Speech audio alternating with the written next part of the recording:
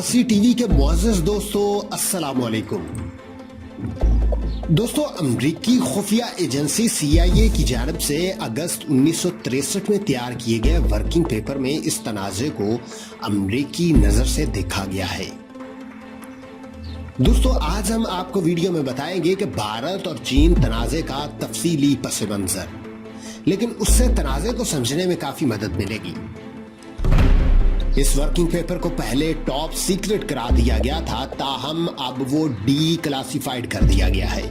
ये working paper 1959 के अवाइल से 1963 के अवाखिर तक के हालात पर मबनी है। दोस्तों, वीडियो में आगे जाने से पहले आपसे गुजारिश है कि अगर आपने अभी तक हमारे चैनल को सब्सक्राइब नहीं किया तो हमारे चैनल को लाजमी सब्सक्राइब करके बेल आइकन पर जरूर क्लिक करें।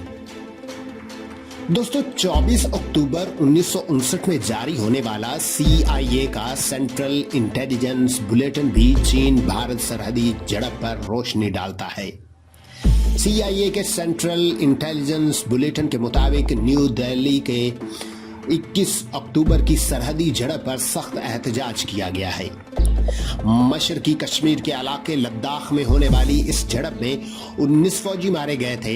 नई दिल्ली के तर्जुमान ने चीन के इस दावे को सख्ती से मुस्तरद किया कि भारतीय फौजियों ने चीन के इलाके में दरअंदाजी की थी और चीन के गश्त करने वाले फौजी काफिले पर फायरिंग की थी।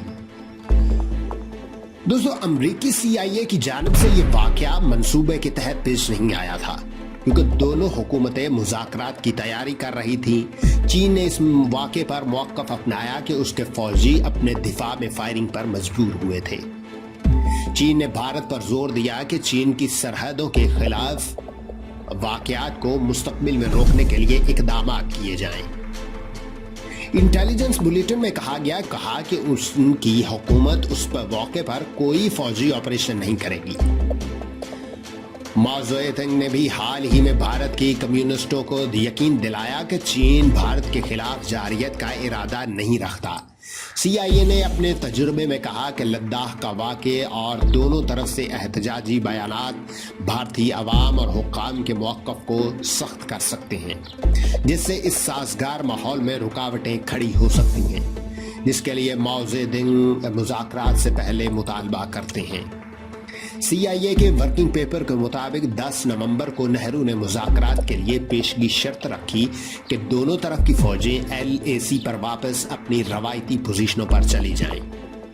सदीर आज़म ने जवाबी खत में लिखा कि भारतीय शराइत या तजावीज़ एक थ्योरी की हद तक हैं, क्योंकि भारत का कोई फौजी वहाँ मौजूद ही नहीं जहाँ से इनखला की भारतीय तजावीज़ दी जा रही हैं। चीनी वजीर आज़म ने इलाके की अहमियत बयान करते हुए कहा कि ये इलाका एक वसी इलाका तिब्बत को मिलाने के लिए अहम है। भारतीय हुकूमत ने इलाके में सितंबर 1958 तक चीन की तरफ से किसी सड़क की तामीर से लाताल्लुकी का इजहार किया और दुनिया भर से अपने सफीरों को ये मौक़िफ़ अपनाने की हिदायत की कि किसी पड़ोसी मुल्क की तरफ से दरअंदाजी और बुनियाद पर इस इलाके पर कानूनी हक का जवाज़ नहीं बख्शती, कि वो मुल्क अपने इलाके में दखल अंदाजी से लाताल्लुक था या उसने मज़ामत नहीं की। वज़ीर आज़म ने अपने ख़त में लिखा कि सरहदी झड़प के बाद चीन ने इलाके में फ़ौजी गश्त रोक दिया है और नेहरू से कहा है कि मुज़ाकरात के बुनियादी उसूल तय करने के लिए बिलमुशाफा मुलाकात की जाए। वो मेक मोहन लाइन के जनूबी इलाके से इक्तसाए चीन के बदले दस्तबरदार होने को तैयार है। नेहरू जनवरी 1960 तक मुलाकात से गुरेजा रहे और फिर अपने सफ़ीरों और चंद वज़रा के मशवरे पर मुलाकात के लिए राज़ी हो गए। इस अरसे में रूस के सदर खरोश्चीफ ने चीन भारत तनाज़े पर कई बयान दिए और कहा कि चीन की फौजी कार्रवाइयाँ मॉस्को और दिल्ली के ताल्लुकात को खतरे में डाल रही हैं। नवंबर में खरोश्चीफ ने इस तनाज़े को अफसोसनाक और अहमकाना कहानी करार दिया। खरोश्चीफ के बयानात ने भारतीय सफारतकारों को इस खुशफहमी में मुब्तला कर दिया कि सोवियत यूनियन ने इस तनाज़े में बराह रास्त मुदाखलत की है, लेकिन जब बीजिंग पर दबाव डालने के सबूत मांगे गए तो सोवियत यूनियन ने मौक़िफ़ अपनाया कि सोवियत यूनियन ने बीजिंग पर जल्द अज जल्द मुज़ाकरात पर जोर दिया था।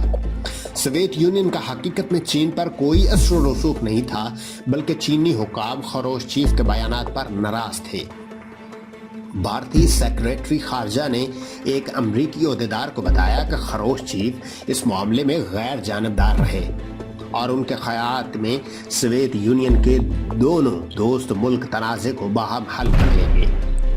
नवंबर 1960 में चीनी हुक्काम ने बर्मा को सरहदी तनाज़ात के हल के लिए बीजिंग आने पर राज़ी किया ताकि सरहदी तनाज़ात दोस्ताना तरीके से हल करने की मिसाल कायम की जा सके।